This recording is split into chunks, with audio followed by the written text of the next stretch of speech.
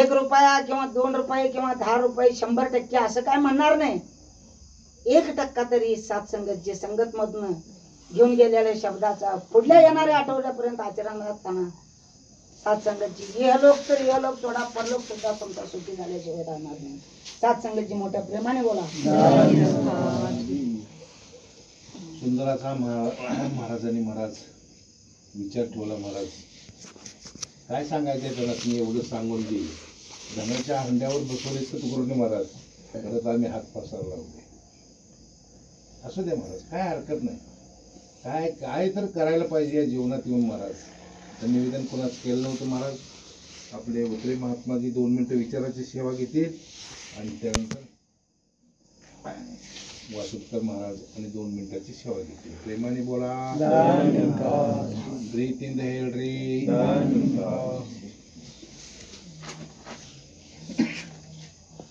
प्रेमाने बोला. आखरी गीतासाठी आपली जुरी बहिणजी जसं त्यांचं ध्यान असं प्रेमाने बोला.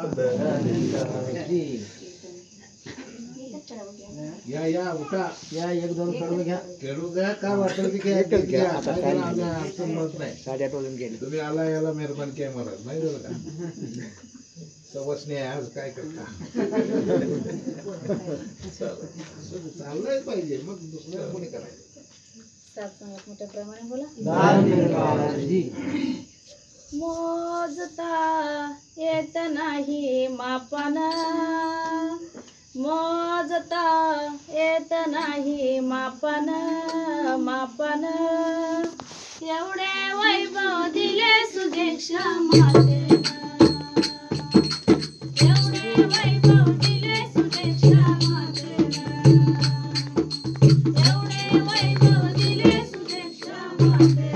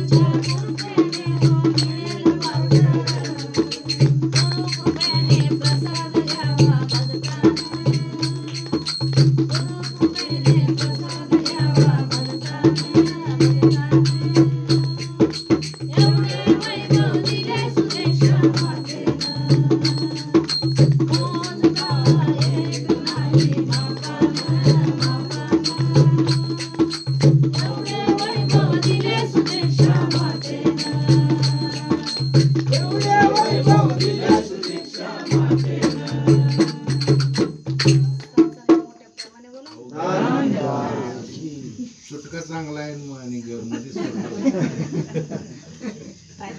एक असं हिरा आहे महाराज.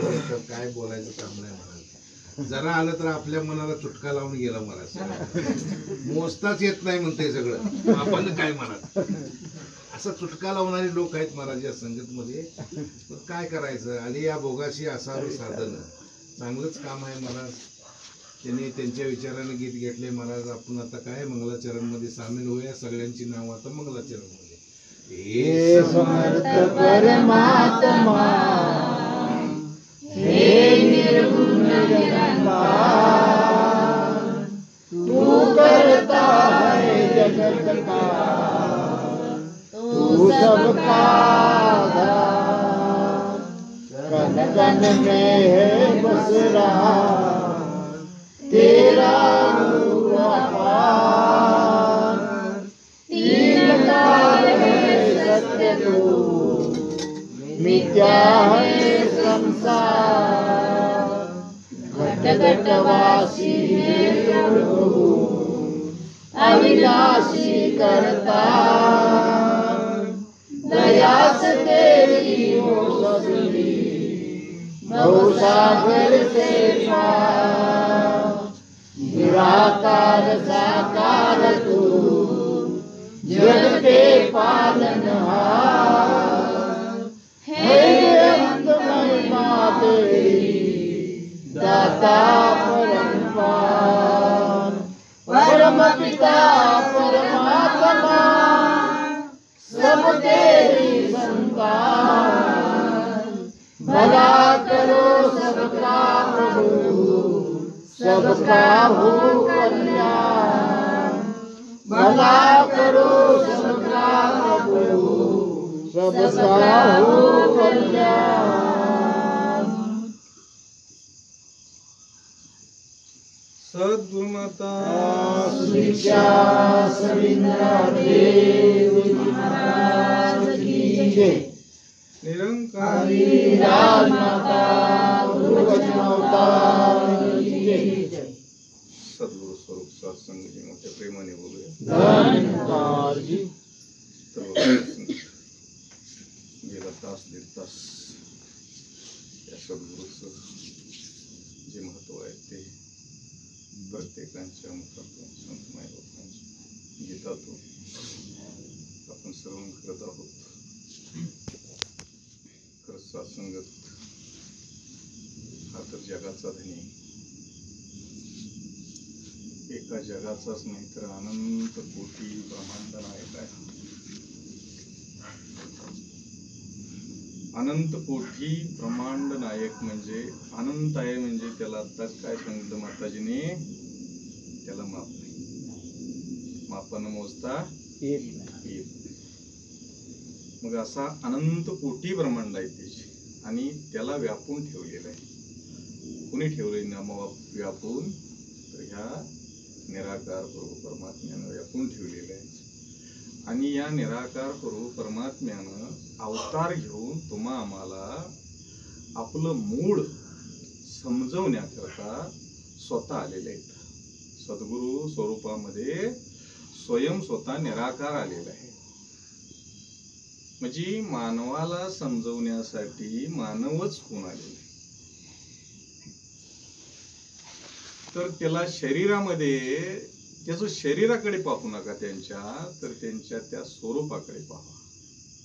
त्यांचं जे मूळ स्वरूप आहे त्या मुळाकडे पाहिलं पाहिजे सत्संग।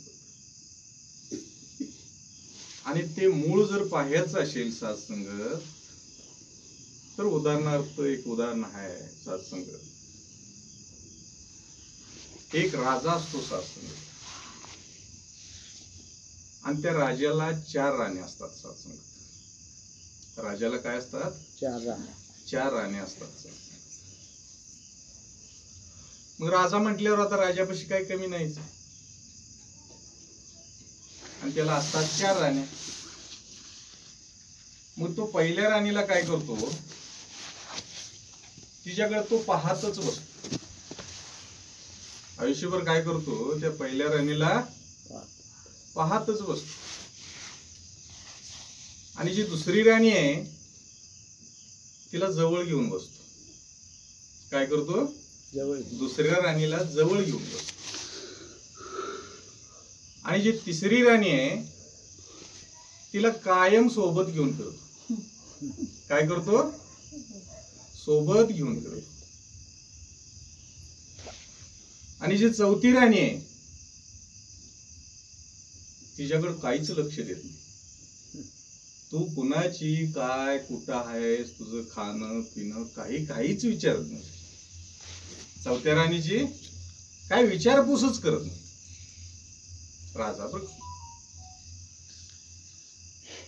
मग असं करता करता काय होतं, राजा अंतिम टप्प्यात जातो, म्हणजे म्हातारपणामध्ये ना। 3 आहेत ना बरं। आता आपण वेळेने केलं तर आलतोच। प्रत्येकाने नाटक ऐकलेलं आहे। जीवनाचं नाटक ती किती अंकी आहे? 3 अंकी आहे ना।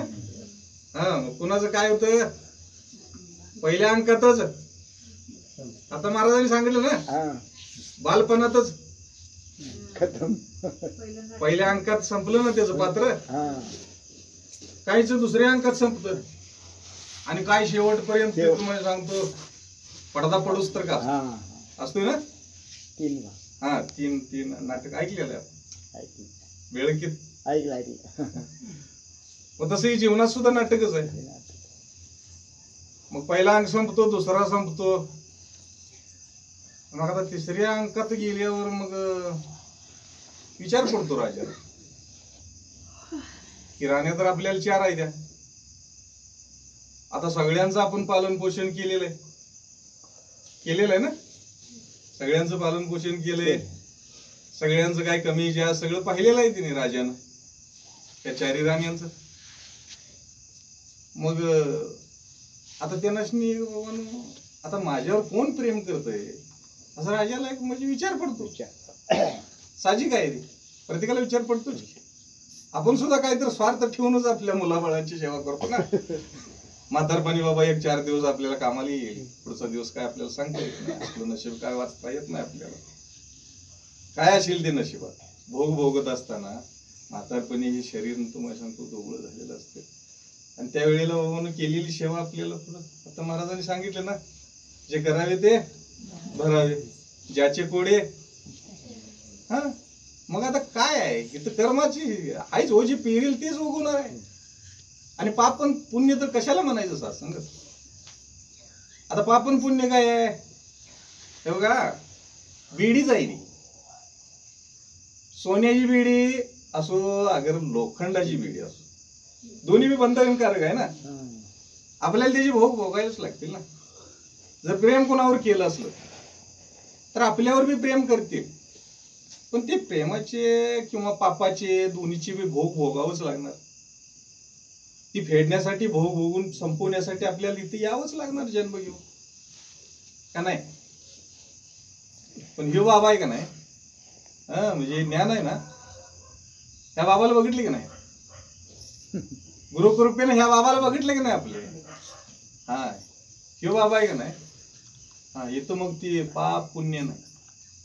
ह्याला फक्त ध्यानात घेतलं ना, ही ज्ञान आग्नी आहे. सत्संगत ब्रह्मज्ञान आहे ना, ही ज्ञान आग्नी आहे. फक्त तुमच्या हातात जर पाप असेल, सत्संगत हातात काय म्हणतोय दास, काय म्हणतोय, पाप जर तुमच्या हातात असेल तर ते पाप बी आणि पुण्य बी काय करते, इथं जाळून टाकलं जातं. कशामध्ये? ज्ञान आग्नीमध्ये. ज्ञान आग्नी मग कुठं केव्हा तयार होते? आपल्याला सद्गुरूंनी तर ज्ञान दिले ना, पण याचं ध्यान केल्यावर ते ज्ञान तुम्हाला सांगतो ज्ञान अग्नीमध्ये. हा, मग ह्याचं ध्यान करायचं काम आपलं आहे. मग ह्यो आता ही गाडी चालवायला बी भोग भोगून घ्यायला बी करता आणि करिता कोण आहे? हाच बाब आहे ना, ह्योच आहे का नाही? निराकार पूर्व परमात्मा का मी कुठं आहे यात? मी आणि माझं काय आहे? कबाड बरोबर आहे ते, आणि त्या ओझ्याखाली मी दबलोय ना. मग ते ओझं हलकं करण्यासाठी म्हणजे जन्मोजन्मी या जीवात्म्याच्या पाठीमाग पर्वतप्रायसाठी लागून संचिताचे आलेले. ते संचित सात संगत आपल्या तुम्हाला सांगतो एक एक योनी कोट फेरात घ्या. कोट म्हटलंय, एकच कोट नव्हे, कोट म्हणजे ते असंख्यच आहे. ते तुम्ही किती जर गेला तर तुम्हाला सांगतो, आता ही मानव जन्मामध्ये फक्त 1-2 गोष्टी येत्या.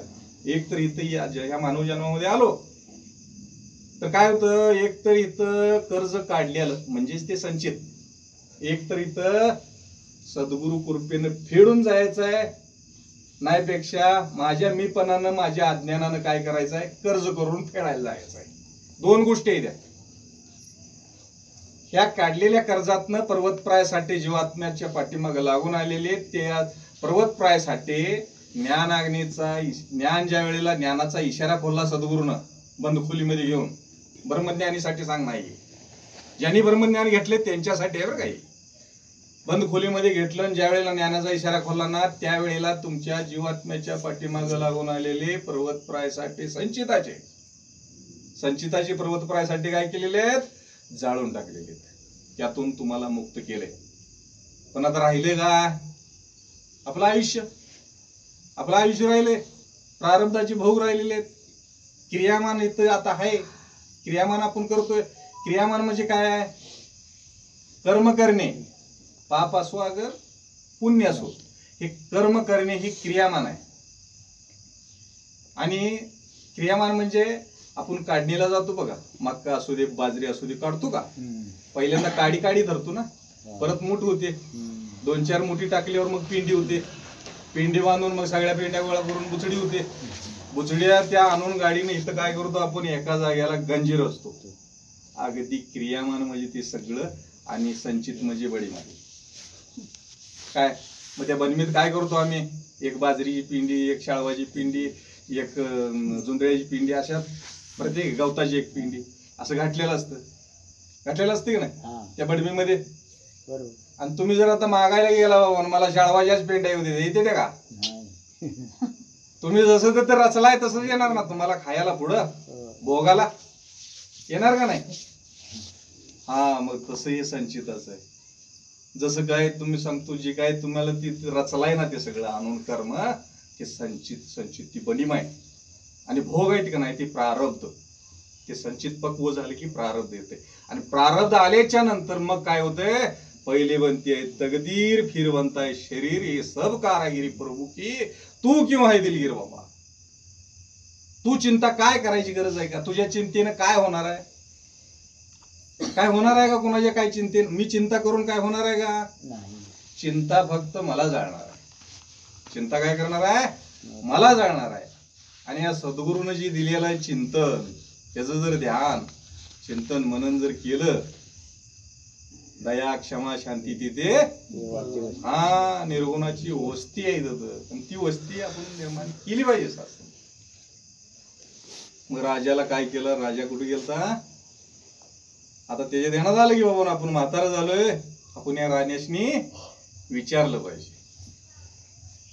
मग पहिल्या राणीला जवळ घेतलं आणि म्हटली, हे बघ आतापर्यंत तुझी सेवा केली, तुला सगळं तुझं उन्हा दुनं सगळं बघितलं, आता म्हटली माझी आता जवळ वेळ आलेली आहे, आणि मी जर आता म्हटले इथनं जायचं म्हटलं तर माझ्या संग तू येणार का?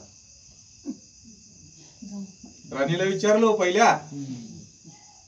पहिली राणीने म्हणाली नाही बाबा, म्हटले तुम्हाला मी जाग्यावर सोडणार. काय म्हणाली पहिली राणी, तुम्हाला मी जाग्यावर सोडणार म्हणजे. आता मग राजा अखंड आयुष्यभर हिच्या संग हिला बघतच बसला होता, आणि तिला जाग्यावर सोडून जाताना आता राजाला चांगलं म्हणजे चिंताच लागली.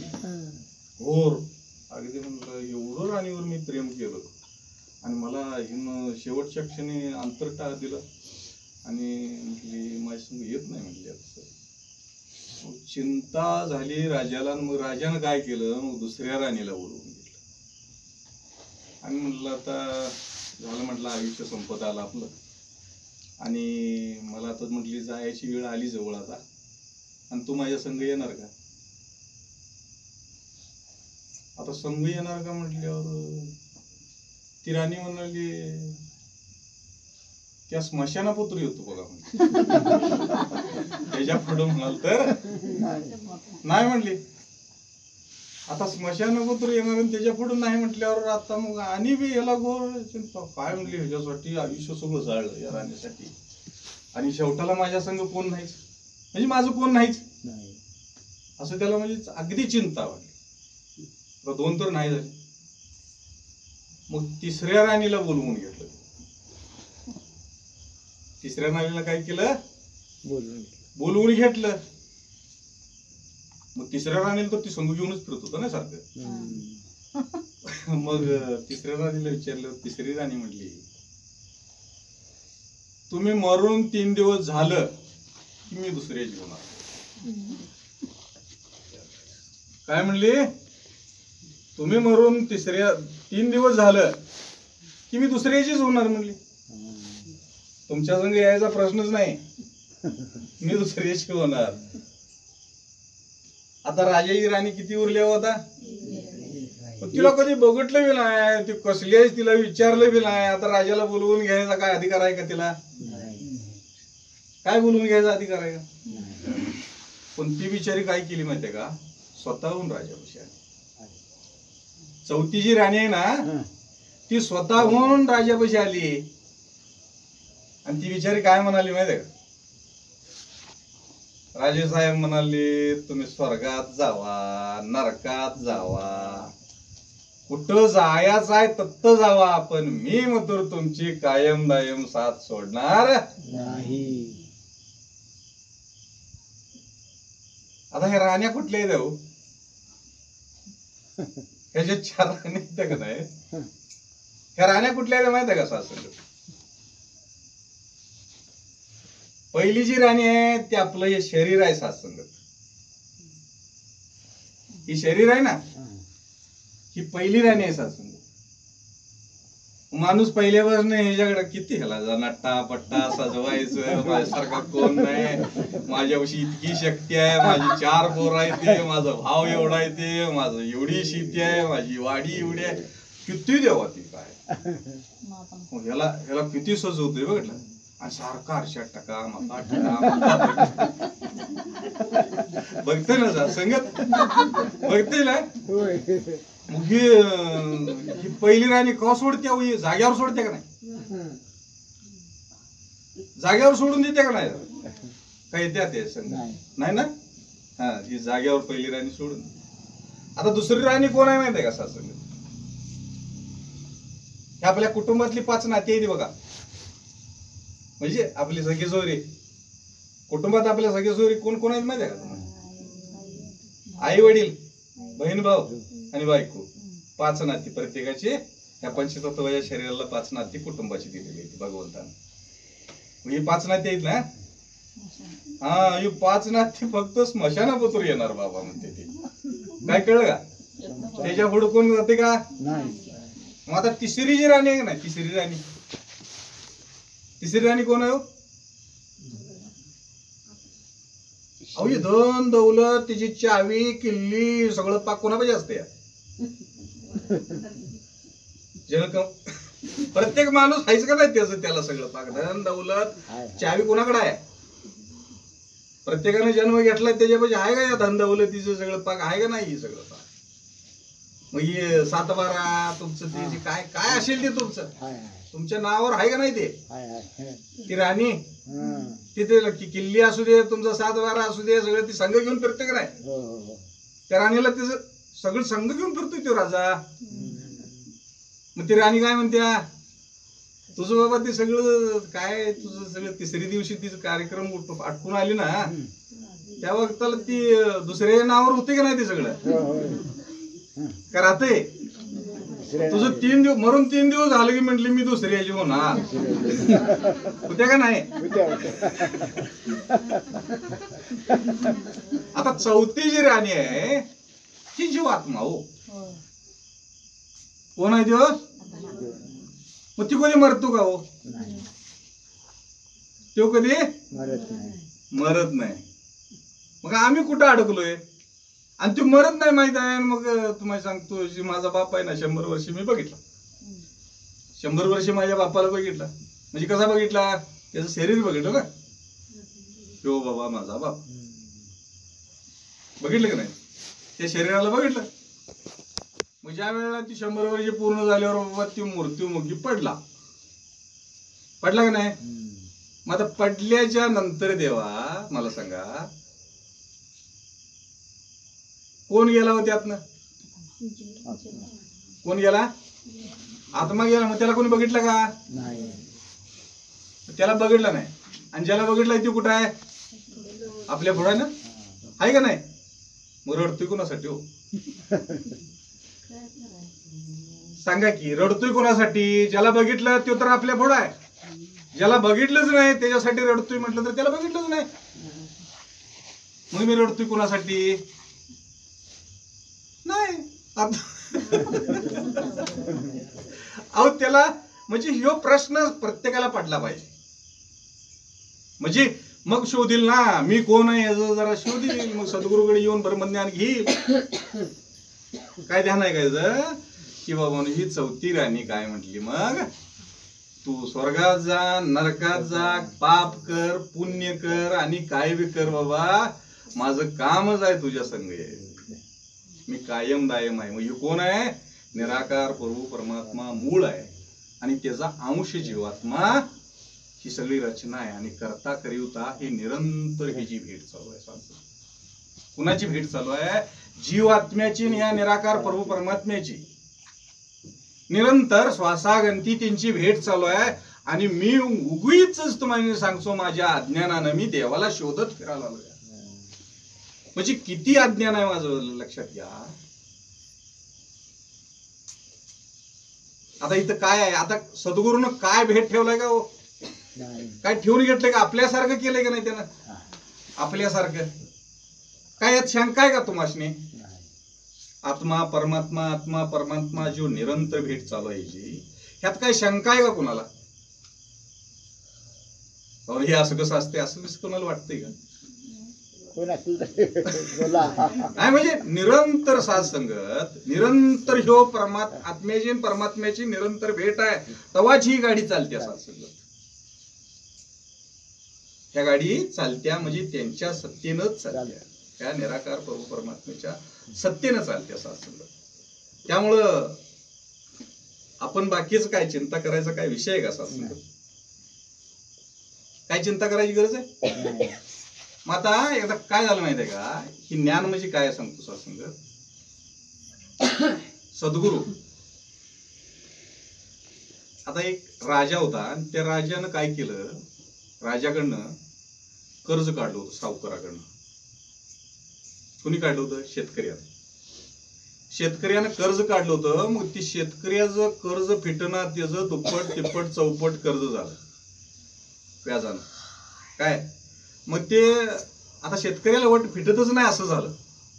मग त्या सावकारालाच दया आली. त्या सावकारानं काय केलं? त्या शेतकऱ्याला बोलवून घेतलं. आपल्या वाड्यावर काय केलं? शेतकऱ्याला बोलवून घेतलं आणि बोलवून घेतल्या शेतकऱ्या काय वाया करावं लागला. म्हटला पोरगीचं लगीन झालं, बैल एक घेतला, शेतीच गेल्या वर्षी शेतीच पिकली नाही, असं म्हणजे त्याचं काय वाया करू लागला. तो करू लागल्यावर सावकार म्हणाला ती माझ्या सगळं लक्षात आलंय. काय ते सगळं माझ्या लक्षात आलंय, तुझ्या काय हातनं आता कर्ज फेटणार नाही, म्हणूनच म्हटले तुला मी इथं बोलवून घेतले आणि तुला हे सगळं कर्ज माफ करणार आहे. आता तू माझ्याकडनं जे कर्ज काढलाय हे सगळं कर्ज तुला मी माफ करणार आहे. पण इथून पुढे मारत एक म्हटल्या अट आहे माझी. त्या सावकारानं काय म्हटला? एक माझी अट आहे की इथून पुढे जर तू काही कर्ज केलास तर मात्र मला चुकता रुपया तुला ह्या सगळ्याकडे द्यावं लागेल. आणि इथून पुढे जर तू काही कर्ज केला नाहीस तर हे सगळं तुला माफ.